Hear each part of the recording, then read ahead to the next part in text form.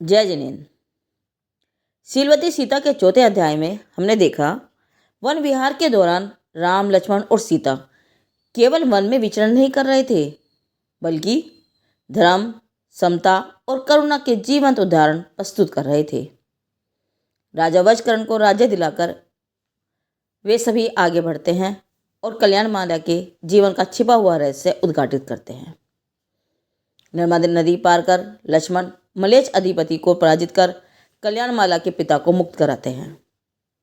कपिल ब्राह्मण के प्रसंग में अपमान और कटु वचन में भी सीता आत्मज्ञान का मार्ग दिखाती है। वन के वट वृक्ष तले यक्षराज द्वारा सेवा और रामपुरी की स्थापना यह दर्शाती है कि धर्मात्मा का प्रभाव अदृश्य रूप से भी कार्य करता है। अपकार के बदले उपकार, यह इस प्रसंग का मर्म बन जाता है। आइए आगे सुनते हैं। घूमते हुए राम, लक्ष्मण और सीता जब वैजयंतपुर पहुंचे तो एक दिन वे राजा पृथ्वीधर के यहाँ राजसभा में बैठे थे। उनके दरबार में नंदाव्रत का स्वामी राजा अतिवीर्य का दूत आया। उसने अतिवीर्य का पत्र राजा को दिया, जिसमें लिखा था कि मैं अयोध्या के राजा भरत के प्रति सैदल बल आक्रमण कर रहा हूँ, अतः आपके आने की राह देख रहा हूँ। राम के इशारे पर राजा पृथ्वीधर ने दूत को विदा किया और राजा से विचार विमर्श करके राम पृथ्वीधर के पुत्रों के साथ अतिवीर्य की राजधानी की ओर रवाना हुए। अतिवीर्य की राजधानी के समीप स्थित मंदिर में पहुंचकर राम एकांत में लक्ष्मण से कहते हैं कि अतिवीर्य राजा युद्ध के मैदान में भरत से जीता नहीं जा सकता। फिर भी भरत युद्ध के लिए अयोध्या से निकल आया है और उसने यहीं पास में डेरा डाल रखा है। अतः हमें भरत की सहायता ऐसे करनी चाहिए कि भरत को पता भी ना चले कि हम यहाँ पर हैं।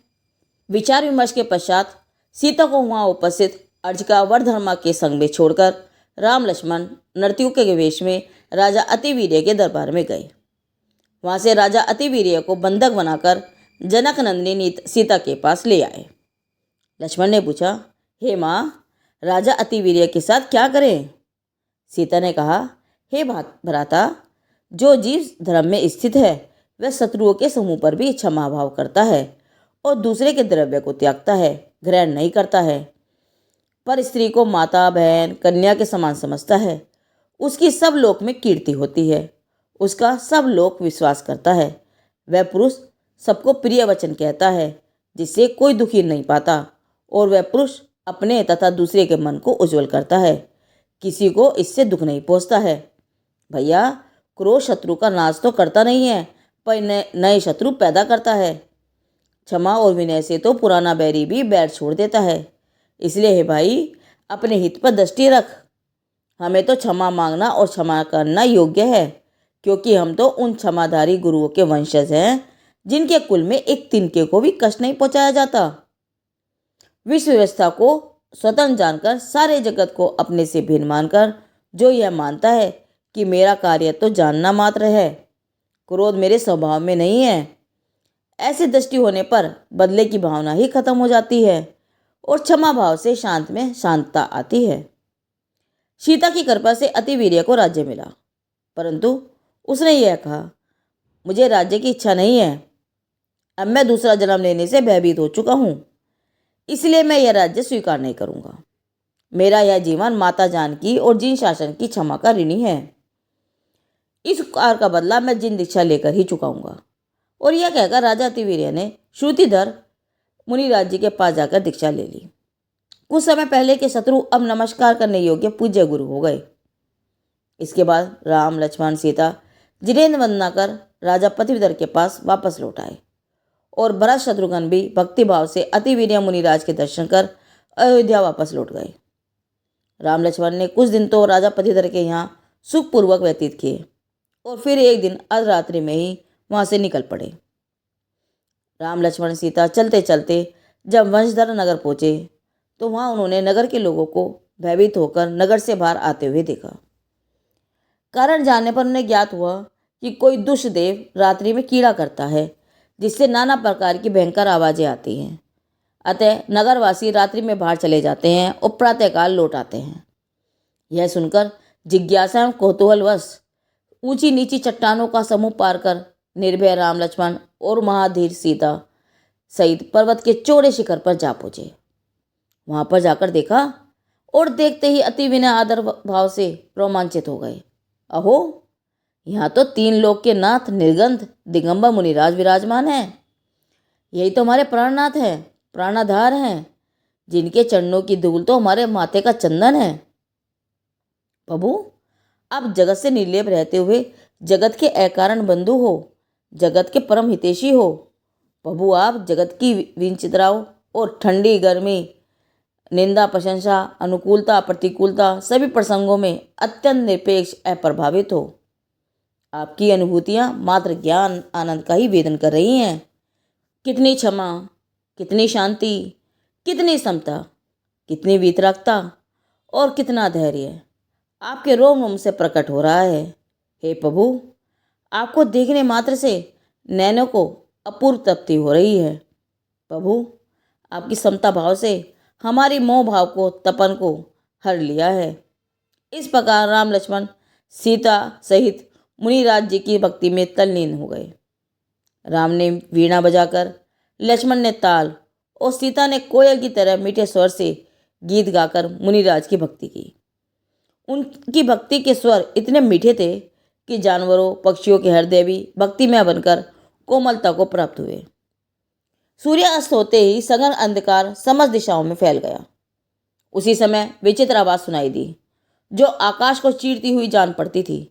राक्षस नीरस शब्द करने लगे। राक्षसों की विकराल आकृतियां नृत्य कर रही थी।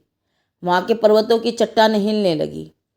यहाँ इतना भयंकर दैत्यकर उपसर्ग हो रहा था, परंतु मुनिराज तो अपने को उपसर्ग के काल में निरूप सर्ग भी अनुभव कर रहे थे। राम लक्ष्मण राक्षसों के साथ युद्ध करने के लिए तत्पर हुए एवं धनुष की जैसे ही उन्होंने टंकार की, समस्त राक्षस भयभीत हो गए। मुनियों पर उपसर्ग करने वाले अग्निपर्व नाम के ज्योतिषी देव ने अवधि ज्ञान से जब यह जाना कि यह तो बलभद्र राम और नारायण लक्ष्मण हैं, तो यह देव अपनी माया समेटकर वहां से भाग गया। ज्योतिषी देव की माया समाप्त होने पर वातावरण शांत हो गया, आकाश निर्मल हो गया और उपसर्ग दूर होते ही देशभूषण और कुलभूषण मुनिराज जी को केवल ज्ञान प्रकट हो गया। चतुर्निकाय के देवों ने आकर केवली भगवान को विधि पूर्वक नमस्कार किया और धर्म श्रवण किया। इस धर्म सभा में मुनिराज जी, देशभूषण जी व कुलभूषण जी के पूर्व के पिता गरुणेन्द्र भी आए थे।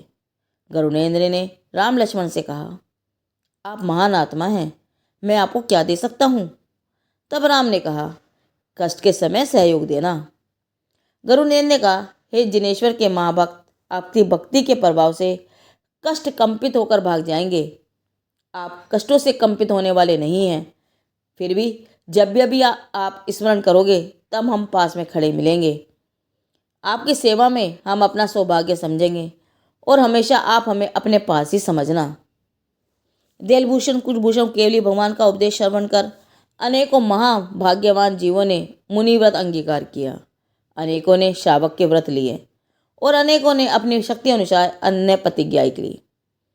केवल ज्ञानी भगवान के मुख से राम को तद्भव मोक्षगामी सुनकर सभी ने राम की जय जयकार की। वश स्थल के राजा सूर्यपर्व ने उनसे अपने साथ नगर में चलने की प्रार्थना की। जब राम उनके साथ नहीं गए तो उन्होंने वहीं पर्वत पर नगरी बसा दी, जहाँ राम की आज्ञा से जिनेन्द्र देव के अनेकों चैत्यालय बनवाए। इस नगर में सुख से रहने के पश्चात एक दिन अकंचन की तरह राम लक्ष्मण सीता आगे चल दिए। अगली वीडियो में हम मिलेंगे सीता जी के जीवन के अगले अद्भुत अध्याय के साथ, जिसमें हम देखेंगे कि वन विहार करते हुए राम लक्ष्मण और सीता दंडक वन के समीप कर्णवा नदी तट पर पहुंचे। वहां त्रिलोक वंदनीय मुनिराजों को नवदी भक्ति से आहारदान, देवों द्वारा पंचाश्चर्य और फिर गिद्ध रूप में भटकते दंडक राजा के जीवन का हृदय परिवर्तन, जिसका नाम जटायु रखा। यदि यह पावन कथा आपके हृदय में समता और भक्ति का संचार कर रही है तो आगमवाणी चैनल को सब्सक्राइब करें, वीडियो को लाइक और शेयर करें। यह कथानक शीलवती सीता से लिया गया है, जिसका संकलन ब्रह्मचारी चिदानंद भैया द्वारा पद्म पुराण से किया गया है। जिनदेव की वाणी आगम वाणी।